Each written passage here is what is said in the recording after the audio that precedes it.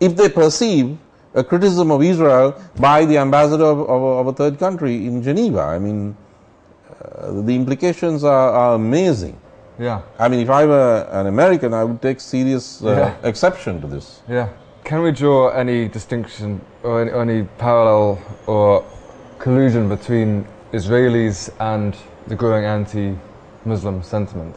Well, I cannot establish any causal linkage, and I cannot establish any influence directly on the part of the state or government of Israel.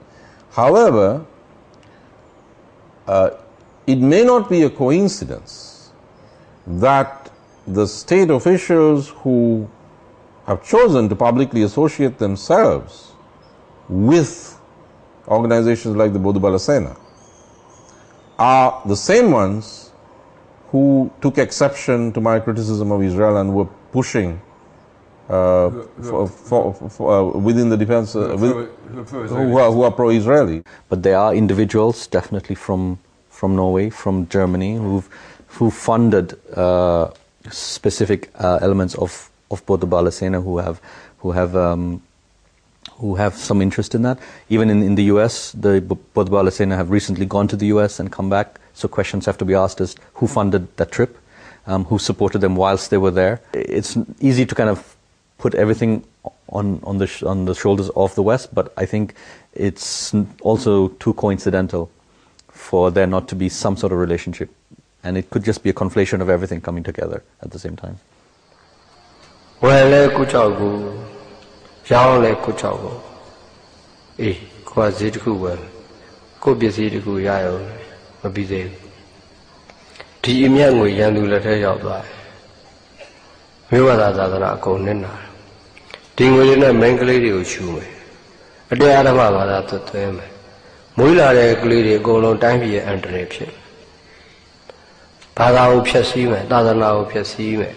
In Burma, you're seeing the same thing. You're seeing anti-Muslim hatred and rhetoric, and in fact, you are seeing a coordinated effort very similar to Sri Lanka. So in Burma, there is a group called the 969, which is this movement that has been whipping up the statements. If you look at the structure, if you look at the rhetoric, it's very similar to Sri Lanka, and we can see elements in Thailand as well. Indeed, it is. You see, if you see the campaign of violence against the Muslims in Burma, you see there is so much similarity here. Though the level of violence in Sri Lanka is nothing compared to what's happening in Burma, but the fear psychosis was and is. අපි කතා කරනවා අපි මෙහි බුරුම හාමුදුරු ගොඩක් ඉන්නවා and Bangladesh කට්ටිය ඉන්නවා විශේෂයෙන් බුරුම හාමුදුරුවරු මම හිතන්නේ අනිත් රටවල් බංග්ලාදේශ වගේම බංග්ලාදේශ කියලා කියන්නේ 97ක් බෞද්ධ රටක් අද 102ට එකට බහැලා තියෙනවා මැරුව බංග්ලාදේශ බෞද්ධයෝ. ඉතින් ඒ හාමුදුරුවෝ අතීතයේ දන්නවා බුරුමෙත් ඒක දැන් වෙමින් තියෙනවා. And Bodh Bala Sena have been talking about establishing a transnational Buddhist sort of community, saying that you know, if you looked at the history of Indonesia or Malaysia, a place like this, you know, it used to be Buddhist, and now the Muslims came and took over. If we're not careful, this will happen again. So you can see that there is some coordination, at least. Whether it's funded by the same sources, we're not certain. Whether they're actually operating at that level of cooperation, one doesn't know.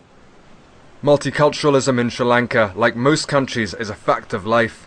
Discrimination walks with it. This video shows Muslim girls going to school, but before they get there, they nip round the corner to take off their hijabs.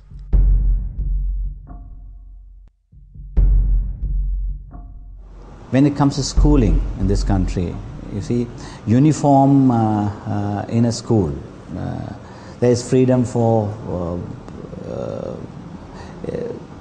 Muslims to wear their uniform, but there are certain schools which has a preponderant majority of Buddhists or preponderant majority of Christians.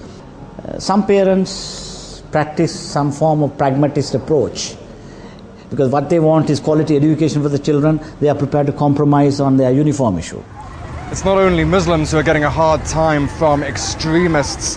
Other minorities, religious organisations, especially Christians, are getting a hard time as well. The BBS, for example, has said that there are over 400 Christian extremist organisations who are trying to aggressively convert Buddhists to Christianity.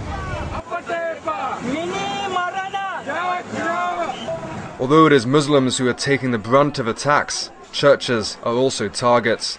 Radical groups claim that there are thousands of Christian extremists in the country and that they are aggressively trying to convert the Sinhalese.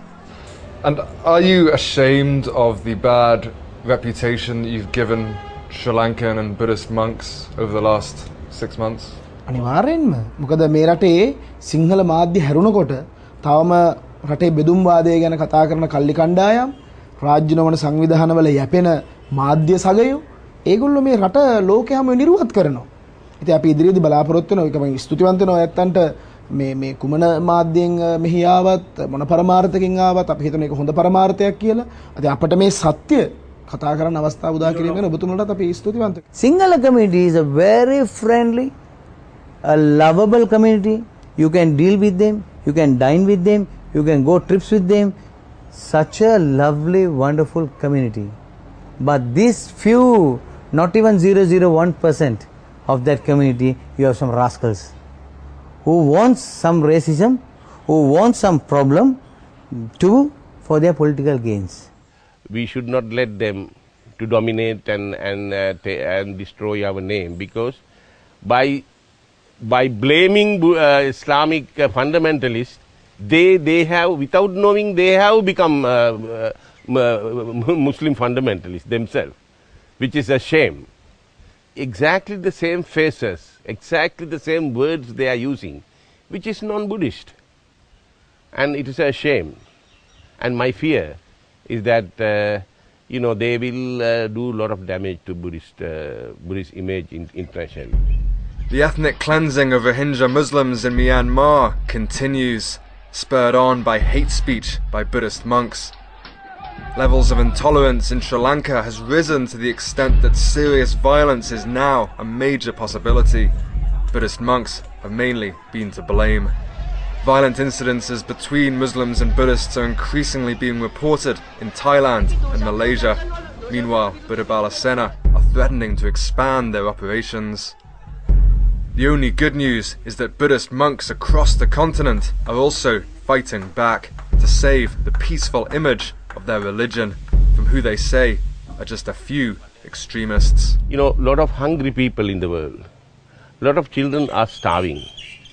A lot of young people are unemployed. Why can't we utilize our energy to solve these burning problems of human beings?